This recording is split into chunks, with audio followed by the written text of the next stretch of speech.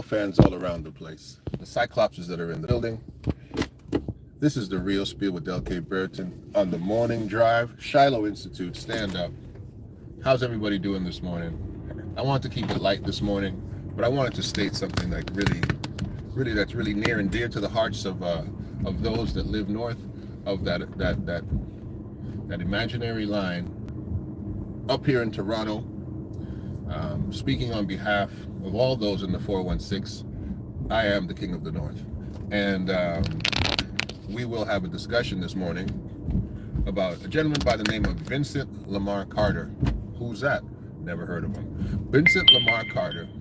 Some of y'all might know him as the aforementioned Air Canada. I don't know why they would call him that because he ain't from here. But he played for a period of time for the Toronto Raptors. I don't remember. I don't even recall. I don't even recall him being here, to be honest with you. I don't. Somebody had to tap me on the shoulder and show me what he looked like. I don't remember him. But Vincent Lamar Carter is somehow accredited at being an individual who brought basketball to Toronto. Well, you know what? We'll slap my knee and call me Theodore Roosevelt the Fourth. We've been playing basketball before anybody by the name of Vincent Lamar Carter ever put on the number 15 and drove himself up here from North Carolina. We've been hooping for years. And what is going on now, and what was happening at the time when Vince was retiring, was that there was a retirement tour trying to get anybody, to retire the number of Vincent Lamar Carter. And they came to us, to Toronto, said, Toronto, people of Toronto, remember what Vince did for you? Why don't you guys retire his number? Well, hell to the no. And let me explain why. For you Americans and those who have not understood the true basketball culture of the individuals and inventors of basketball, us up here, we're extremely offended by Vincent Lamar Carter. We're very offended by him. Let's talk statistically, though, and see if he even deserves to get a jersey retired. I don't know what they're doing in Brooklyn. They do a lot of crazy stuff in Brooklyn, but this ain't Brooklyn. But Vincent Lamar Carter still, statistically, on points average, is the leading points averager, if you want to call it like that. I think it's 23.2 points a game for the Toronto Raptors, meaning nobody else averaged more points in the course of his career with the Raptors than Vincent Lamar Carter. That's precious. That's wonderful. Vince in his career here scored approximately 9,000 some odd points. Wonderful. That's great. However, when you really look down deep into this thing, DeMar DeRozan, love that kid. Wish we never traded him. Wish we never had to get rid of him for turncoat, broken body Kawhi Leonard, the fake Terminator. Yeah, we don't love that guy either. We don't love that guy up here. Crazy, right? Crazy. We gave him a championship. He didn't give us one. We gave Kawhi a championship, and he still left. We gave him one. We gave that guy a ring. What's he done since he left us? Nothing. He's done nothing. I'm not off topic. I'm getting back to it. But you've been dating a chick, right? You date her, for 1 year. She comes from nothing. She's broke. Her body's broke. She needs a BBL.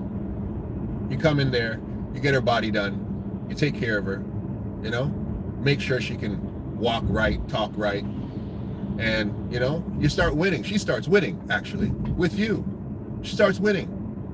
Gets all the way to the Miss Universe pageant. And this broken down chick wins Miss Universe. And then decides to break up with you the next year. Well, that's Kawhi Leonard for us. That's him. All right? He won the Miss Universe contest because of us. And then he won the breakup. Well, go kick rocks. What have you done since you left us? That's what you look at. Since you left me, baby, You don't look so good. So Vince, for us, hasn't done much. DeMar DeRozan did a lot, though. 13,000 points. Multiple trips to the playoffs. And in fact, if we would have just stuck it out, Kyle and DeMar could have won that championship together. Raptors could have had a dynasty instead of selling our souls for a brass ring for one season and then plummeting into the abyss of ambiguity and nothingness, which is where we are now, being led by a kid who can barely put a sentence together. Scotty Barnes. You ever listen to Scotty Barnes? Huh? You ever listen to Scotty Barnes? Scotty Barnes needs to. He didn't watch Sesame Street when he was a little boy. That's Little Bus. That's Little Bus Scotty. Okay? I know he was the biggest kid on the little bus. He was bigger than the bus driver. But Scotty can't put two sentences together. You can't even put a marketing campaign together for Scotty. Scotty's that nerdy kid up in the attic playing video games all day. And then for some reason comes downstairs to play basketball. Yeah. That's what we got stuck with. We sold our soul. We lost Siakam, gave him to Indiana, who's happening to be in the playoffs right now. Gave away Kyle Lowry, right? Lost Fred. Talked about DeRozan already. OG is over there in the playoffs with New York. and then we want to say Masai Ujiri is doing a good job.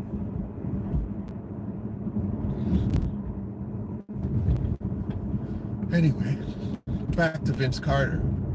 We are not retiring his number. Let me explain to you how Vince got out of Toronto. At the time, I was a personal security for the Chief Justices of Ontario, working in a court called Osgoode Hall. There was about 4 or 5 coppers in there, and basically we were the personal guard for the Supreme Court of Ontario. All right, cushiest job in the world, by the way, cushiest job in the world. So we're sitting around there, and every day, of course, the judges would walk by, 6'7", 270 pounds of chocolate, man. They're like talking about basketball with me. Of course I'm gonna talk basketball with them because I love basketball. And so did they. But they had an inside track. And so the Chief Justices, most of those guys, of course, they ran a good law practice.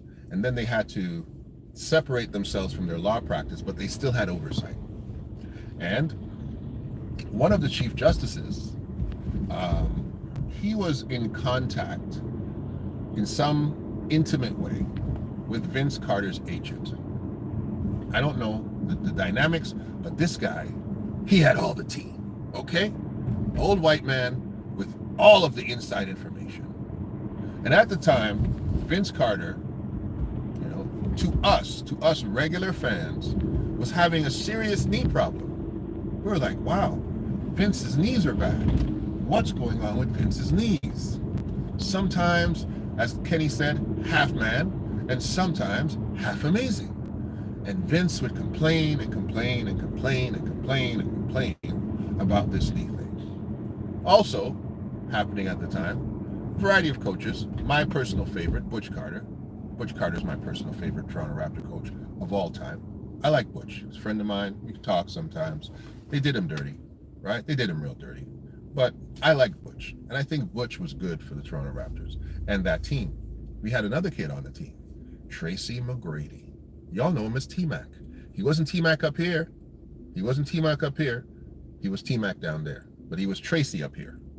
And Tracy and Vince, boy, we were building something good. That was the Allen Iverson era, when Allen was basically controlling the East, and we were right there.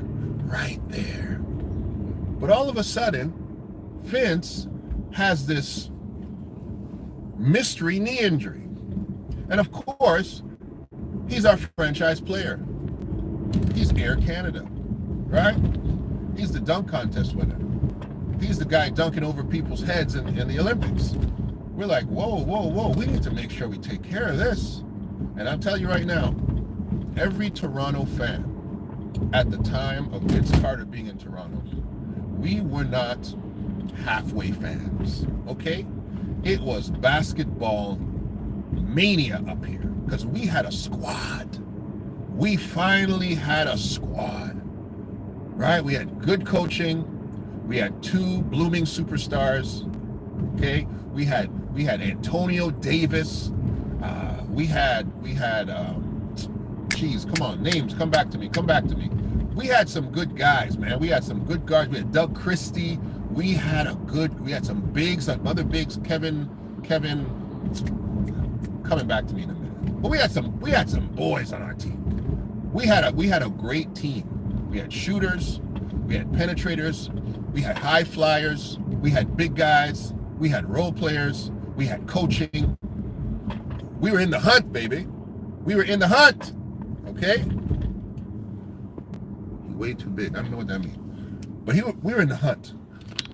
And let me tell you something. My shirt all jacked up. Y'all could just tell me my clothes are jacked up. Like, y'all could just, instead of sitting here talking about who's too big, me? I like that. You damn right I'm too big. But Vince has this mystery knee injury, right? Mystery knee injury.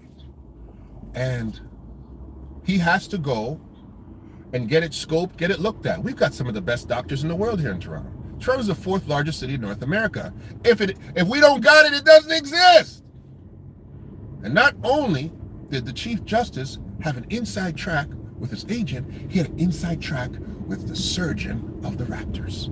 I don't know how he did it, baby, but he had all the team.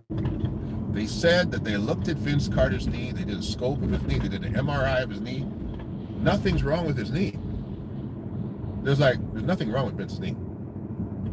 It's strong. We did all the mobility tests. Vince was faking. This was the allegation of the Chief Justice. They're like, there's nothing wrong with Vince Carter's knee. People are like, oh no, Vince's career might be coming to a close. He might not be able to jump as he used to jump. Remember, this is Vince before the Nets, right? Y'all saw what he did with the Nets. We know he went on to play for 50 years after that, right? He was jumping forever. He still dunks. He can still dunk. But at this time, there's some kind of knee injury. Vince doesn't want to play. Vince doesn't feel that we care about his career. Vince doesn't feel appreciated. Okay? Now, in the meantime, and these are some of the minor politics behind the scenes, is Tracy is feeling like Toronto is not giving him the love that they're giving Vince. Now that's a management issue. That might have been a playing time issue for Butch, but he can't blame Butch because he wasn't ready, and Butch put him on the court when he was ready, and he produced. So for some reason, Tracy was going back and forth with re-signing, and he felt that he needed to leave because this was Vince's team, which was crazy, stupid. It was a selfish era of basketball. It was before the super team era. So guys were thinking, no, I got to go and do my own thing, right? It was before the super team era. We were not a super team. We would have been if Tracy stayed, but we weren't a super team. And people and kids didn't have that super team mentality, that team up mentality like they do now with the LeBron James era, right? So the long and short of the story is Vince forced a trade. Thank you, bro. It's a dope shirt. You should see. It's custom. It's custom. I got some stuff at the bottom of it. You know, I don't mind. I do not mind interrupting the life for fashion. I made this shirt in Ghana. I had tailors make it. Had them cut the little things into it. Baby, this is a bad shirt. And the thing is that they don't use this material for men in Ghana. I know it sounds funny because they call it wedding fabric, and so when I asked them to make me a shirt out of it, it's satin. All it is satin. They said, oh, this is not for men. This is for women. I said, no.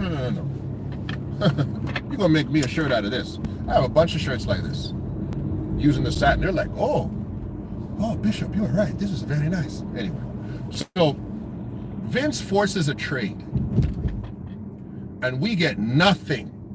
We get nothing for this trade. But we're thinking to ourselves, when Vince forces the trade and we trade him, we're thinking, it's okay. This guy's body is broke anyway. His knee hurts. He doesn't want to play for us. Tracy has already left. Vince is not happy. And we're thinking, fantastic. Other things behind the scene. The Vince Carter years of Toronto were rough years in the streets, baby. Rough years in the streets. Because, man, I'm 6'7", right? Vince is 6'7". You know, I got a little beard. Vince got a little beard, right? I got a little swag. Vince got a little swag, right? Vince is rich. I am hell of a not rich. But Toronto, they don't care about that, especially back in those days. Every time I would approach a girl and back in that era, boy, I'm dating Vince Carter. You're what? You're dating Vince Carter too? Vince had all the girls on lock. Vince was Drake before Drake. Okay? Because now Drake's sleeping with half the city. Drake and his entourage sleeping with half the city. It's not, it's not a joke. It's really not a joke. Drake is the biggest horn dog in the history of Toronto. If you could not meet a girl in Toronto that didn't think that she was dating Vince and they're about to get married. I remember clearly three young ladies that I knew very well that said to me, oh, you know, I met his mom and we were going out, and, you know, because Vince had this kind of Clark Kent mentality. He wore glasses. He was a very down-to-earth mama's boy. His mother and Antonio Davis's mother ran the Raptors. Those two women ran the Raptors. And then Doug Christie's wife was up everywhere too, because she went everywhere with Doug Christie. So those three women were the dominant women, and you couldn't date Vince unless you met his mom. And when these ladies met Vince's mom, they swore they were going to marry Vince. And I'm telling you, I'm not joking. Vince had half this doggone city thinking they were engaged to Vince Carter. Okay? It was rough in them streets, baby. So when we saw him leave, you know, the players are out here saying, that's good. That's going to free up some stuff for us. The basketball fans, our hearts were broken. We're broken. We lost Tracy. We lost Vince. Okay. We picked up a bag of hammers and a cup of coffee. I think Alonzo Mourning came here and then decided to retire. Well, thanks a lot. Thanks. That was great. We traded Vince Carter for nothing. We got nothing. Nothing for Vince Carter. Nothing. Vince Carter gets to New Jersey, and all of a sudden he doesn't have knee injuries anymore. All of a sudden, this guy's knees work. He's jumping out of the gym, him and Kerry Kittles. Jason Kidd is throwing him alley-oops. He's kissing the top of the backboard and doing windmill dunks. The Chief Justice was right. He had the right tee. Vince was faking. Vince was trying to force a trade. Vince was trying to let Toronto let him go, because at that time, American boys didn't want to stay in Canada. We had the toughest time keeping basketball players from America here. It was cultural. They wanted to be in the States. Toronto had not yet become the urban place that made it feel like this was just an extension of New York City, or this was just like a colder version of Miami, or as we're called right now, Northern Vegas. We didn't have it like that at the time, and these boys were like, I've done my due here, now take me back to the States. Now you cannot tell me, anybody who's ever been up here for Caravana, for film festivals, who's ever been up here for the Jazz Fest, who's ever been up here hanging out over the summer, that you can tell me that any city in Jersey can compare to Toronto. You cannot tell me the beauty of the women in any city in North America can compare to the women in Toronto. And I'm no disrespect to any women anywhere else, but I'm going to tell you why it doesn't make sense. Toronto is a mosaic. You can have a Jamaican girl mixed with a Pakistani. You can have a Japanese girl mixed with a Somalian. The women in our city there's such a mix, because the racial equity of the social circle is so open. So the generations that came up here in the 60s, 70s, and 80s, they had their children, and their children, them little girls look different. And so we have beautiful women here. They're not just beautiful women, they're starstruck. They want to date ballers. They want to date athletes. They want to date rappers. They want to date entertainers. Then we have too many of them. We also have an incredible sports culture here, from the Maple Leafs to the Blue Jays to the Argonauts to the Hamilton Tiger Cats to the Expos. There's a crazy culture in Canada about sports and sports athletes. We love them. They don't pay for nothing here. They get carte blanche, red carpet service. It is one of the best places in the world to be a superstar. And now they're also being paid American money in a Canadian culture. Their money stretches further. It makes no sense to not want to be in Toronto, baby, but to want to go to New Jersey. Who wants to live in Newark when you can live in the 6? Oh my, who wants to live in Hackensack and Teaneck when you can live in the 6? It makes no sense. So, we're in our feelings over here. We're in our feelings. And you're telling me, after you date us, hang out with us, after we make you popular, the most popular Vince Carter has ever been is when he was in Toronto. Yes or no? Y'all heard about him when he was here. The most popular that guy was when he was in Toronto. Listen, y'all didn't even hear about Vince Carter in college. Nobody wanted him. I'm telling you, they wanted the other guy, the other player that played with him. I forget his name right now. It'll come back to me. North Carolina, Vince was a killer. Vince was dunking on everybody, but he wasn't the guy. Y'all did not hear about Vince Carter till he came to us.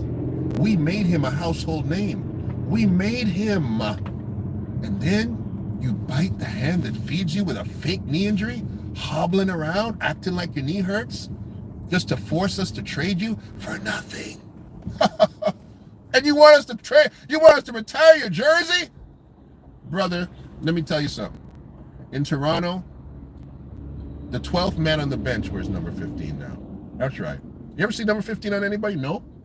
It's worn by the worst player on the team. You want number 15? Here you go. Here you go. You're lucky you got a jersey. I don't even know if he uses it half the time. Vince Carter's number will never be retired here. There will not be no ticker tape parade for Vince Carter retirement here. No. And if you're going to retire somebody's number in Toronto, let me tell you the order. Number 1, Kyle Lowry. Number 2, DeMar DeRozan.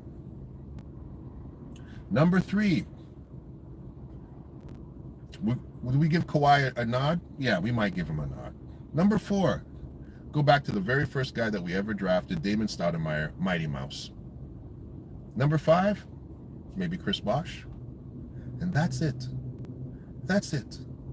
Right now, that's it. We will never retire that guy's number. Okay? Never. So, I don't know what they're doing in Brooklyn. I don't know why they decided that they're going to retire Vince Carter's number of all people. I don't know who paid for that, but it's a joke. I don't think he has the same stats in the Nets that he has here. I don't think he does. I didn't check. But I'm pretty sure he's not the Nets' all-time leading scorer. All right? He's our all-time leading scorer average. He doesn't have the most points, but he's all-time leading. No one scored more points a game than Vince Carter. All right? Is that enough reasons for us to retire his number? Hell no. Because he hasn't done nothing for us. Didn't do anything for us. He showed no loyalty. He created instability or instability. He caused other people to say, well, I guess Toronto mustn't be that good if Vince didn't want to stay. Something must be wrong with the management up there. And that stigma hung around for decades. For a decade, it did. For a decade, it hung around. Until DeMar DeRozan and Kyle Lowry said, we love Toronto, it's our home. Until those two guys did it, the culture here was you come, you do your first contract here, and you build up yourself, and you get out of Canada. That's what was happening. And that's why we couldn't keep consistent teams. And then Kawhi came, and we thought, wow, what a risk. We dealt a guy who was our all-time leading points guy. We dealt the best Toronto Raptor we ever had. We dealt him, and we picked up a broken, questionable Kawhi Leonard. And luckily, we had an amazing team with an amazing new coach who was mentored by a better coach, Dwayne Casey, the great Dwayne Casey. Okay, they fired him, coach of the year. They fired the coach of the year, gave it to his understudy, and he inherited a team like Steve Kerr did to Mark Jackson. And we gave Kawhi a championship. And then Kawhi takes off and does the same thing. Come on. We don't respect that. It's loyalty in the North, baby. It's loyalty. Let me see what y'all are saying. Dude, you're telling a story to 4 random people who don't even care. You're right. Y'all don't care. You don't care about our pain up in here in Toronto. But we care. We care, baby. We care about it. And I'm gonna make sure that the thousands of people that actually watch the videos know about it. Right? Because not everybody wakes up and is able to watch these videos. Right? You might not have nothing to do today, but don't worry. This will go around the world. Long live Vince. Yeah, man, long live Vince, but not in a Raptor uniform. Grand Rising, balance and wellness to you too, Michelle. I think Vince played with Antoine Jameson. That's right. Everybody wanted Antoine Jameson. Nobody wanted Vince. And I really appreciate all you people that are giving me the shirt love. This guy eats too much. I eat too much. Brother, I have a fantastic diet. What you're seeing here is the lifting of heavy objects over my head. Yes, man. So I don't mind telling y'all, and I know, most of you guys come here for some of the political analysis and whatnot, but it just grinded my gears when I saw that the Nets were trying to retire Vince. It's his number. And I said, well, we ain't gonna do that up here, baby. We ain't gonna do it up here. All right? So this is Toronto. This is coming from Toronto. Okay? We're the Mecca of basketball, not New York City. We're the Mecca of basketball. I'm gonna tell you straight, I'm a Toronto high school guy. I'm a Toronto high school legend. You Americans come up here and you get sent home in L's. Been happening since the 60s. You come to Toronto, we sent Chris Webber back home. We sent all these kids from Michigan who come up here trying to beat us up here. They go home crying, baby. Toronto, Nova Scotia, and Montreal, we don't lose to Americans at all. We don't lose to y'all. You guys get it handed to you. So, and the reason I have to say that is because they try to say that Vince Carter created basketball attention and basketball exhilaration in Canada, and it's just not true. I had my basketball scholarship in the 80s. We had a real guy who we called Air Canada. His name was Charles Rochlin. Charles Rochlin went to UCLA. That was in the 80s. We had fantastic basketball guys here. We had Rocky Llewellyn. Rocky Llewellyn, probably one of the best high school basketball players ever in Toronto, ever. Okay, you know about Steve Nash. Now that Steve was still after our time. We had Leo Routens. You know about Leo Routens, the pride of St. Mike's. You heard about him, okay? You heard about him. We got lots of players, baby. And look, the NBA now comes straight to Canada, right? Straight to Canada. The Canadian boys are running things. Murray, who's in the playoffs now? The Shy is a Canadian boy. We got so many great Canadians in the NBA. And we always had it. Y'all just didn't know. We had great Philip Dixon. We had Wayne Robertson that we called the Fridge. Imagine playing against a 6'7", 315-pound high school kid that can dunk with a soft touch. Oh my God, he was uncoverable. He was the only kid in high school I couldn't cover.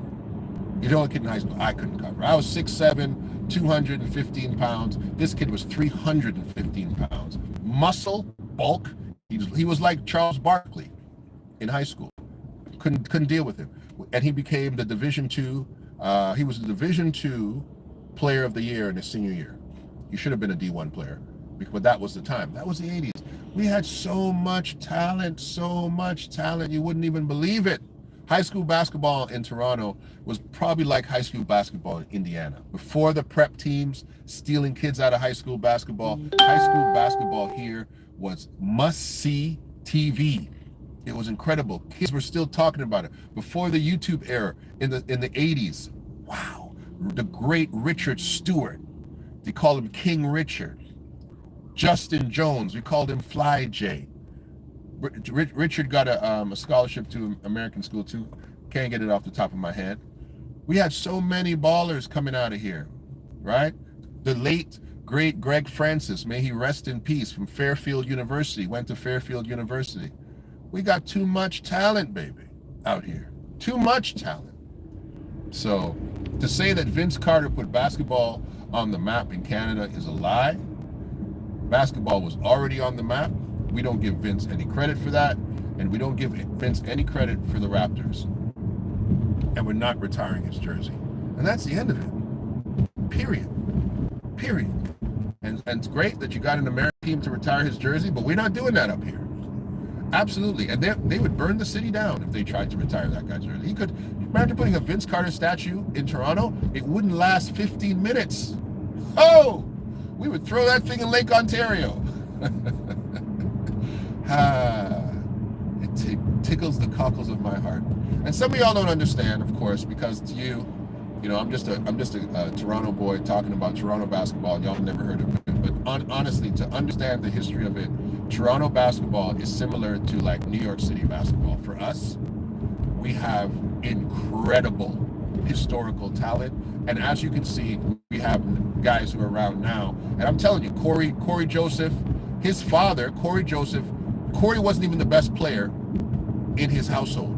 His brother, DeVoe, was a better high school basketball player, a legend, a bucket.